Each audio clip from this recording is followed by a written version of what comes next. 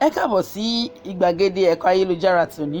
Àkórí ẹ̀kọ́ tòní ni àwọn akọni ilẹ̀ Yorùbá tó di òrìṣà àkúnlẹ̀bọ. We are looking at Yoruba heroes that became deities. Yes, they were formerly humans, heroes, but they became deities that people worship them because of their special powers and peculiarities. We have Oba, we have Oshun, we have Oya. These three women, they were Shango's wife. They have their own superpowers. In fact, today we have Odu Oba at Odu Oshun, River Oba and River Oshun. We have it today. We have Obatala, Obatasa, Obatakotakun. He is the deity God Olodumare sent to create the world. He drank palm wine and lost track.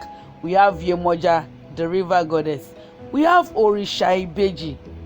Orisha Ibeji is that deity that everybody wants to have in their house. Yes, everybody wants to have them because they believe that any house that they visit, that house is set to be peaceful for life.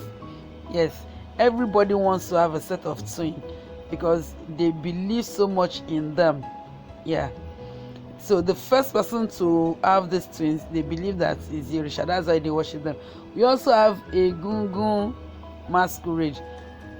We have Orisha Ibeji. We have the masculine ones. We have the feminine. We have the mixed. We have Oya, the wind goddess, one of Shango's wife. We have Ori, Eleda, the creator. We worship Ori.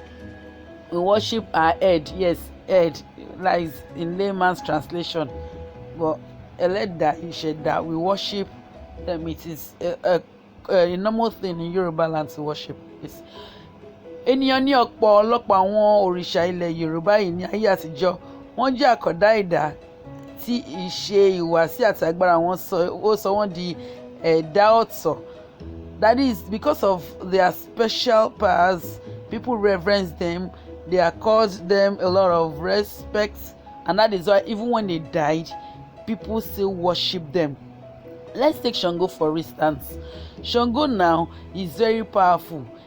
He commands lightning and thunder, and that is why they call him the god of thunder. He emits fire from his mouth. You can imagine. I have not seen someone in this recent time do that. So this is the kind of power he has, and that is why they reference him. Even after his death, they worship him. Shango. Now let's pick one after the other. Let's look at his background. Òun ni wọ́n ń pè ní Olúfiran. Ó jẹ́ ọmọ Ọ̀rànmíyàn. Ó jẹ́ ọba Aláàfin ní ìlú Ọ̀yọ́ ní ìgbà ayé rẹ̀. Alágbára àti olókìkí ènìyàn ni. Ó ní agbára lórí àrá àti mọ̀nàmọ́ná. He has power over lightning and thunder. Tí ó bá sọ̀rọ̀, iná máa ń jáde ní ẹnu rẹ̀ ni. He emits fire when he speaks. Àwọn ìyàwó rẹ̀ ni Ọya, Ọ̀ṣun àti Ọba, the three women. Nítorí àṣìlò agbára àwọn ìjòyè rẹ̀ dìtẹ̀ mọ́, wọ́n lé jáde nínú ìlú. Ó bínú pokùnso ní ìdí igi àyàn ní Kòso. Ó jẹ́ àbúrò fún Dàda. Kò sí ẹni tí ó jẹ́ fi ìwọ̀sí lọ Dàda nígbà ayé Ṣàngó. Ni wọ́n fi ń pòwe pé Dàda kò lè jà ṣùgbọ́n ó ní àbúrò tó gbójúlé. As strong as Shango is, his elder brother Dada is a weakling, is lazy, and that is why anybody that tries to disrespect his elder brother is always there to defend him. He has powers, but he could not manage this power, and that is why the chiefs in the town, they planned a coup and sent him out of the community. He became angry and he committed suicide. He committed suicide, and that was how he ended his life. In fact, myth has it that he was angry, he thought enemies were coming, fire came out from his mouth, and by the time he was calm, he noticed that he has used his power to ruin and cause a lot of harm to his own people. So instead of him to save them, he has caused more damage than good, and out of frustration and anger, he committed suicide. They still worship him till date because they believe so much in him. Another one is Ogun, the god of iron and god of war. Tabutsu ni orúkọ ìyá Ògún, that is Ogun's mother, the name is Tabutu.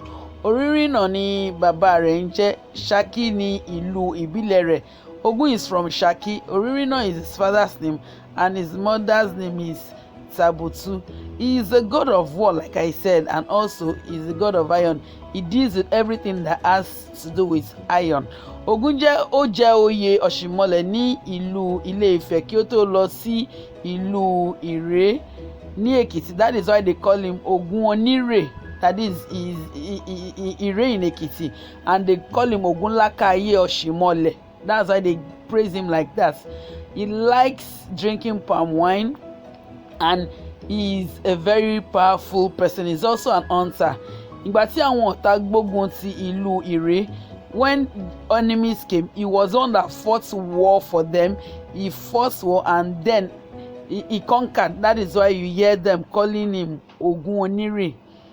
Ogun Onírè, Ogun Onírè. That is the Ogun that is in Ìré community, that is in Ìré kingdom, because there is no war he fights that he will not conquer. He is that powerful. Yes, very, very powerful. Mariwo ní aṣọ Ogun.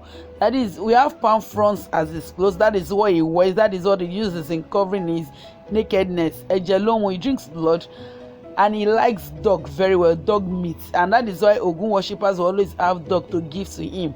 Gbogbo ohun tí ó bá jẹ mọ́ irin ó jẹ́ ti Ogun. Anything that has to do with iron belongs to Ogun, and that is why you can see the farmers, the warriors, the drivers, and anybody that does anything that is associated with iron, you see them worshiping Ogun.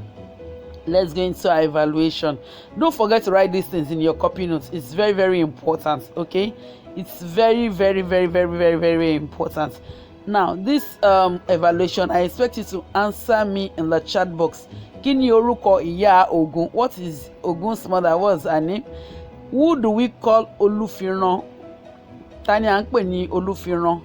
Kí ni orúkọ ẹ̀gbọ́n Ṣàngó? What is Ṣàngó's elder brother's name? Kí ni aṣọ Ogun? Answer in the chat box. Bye.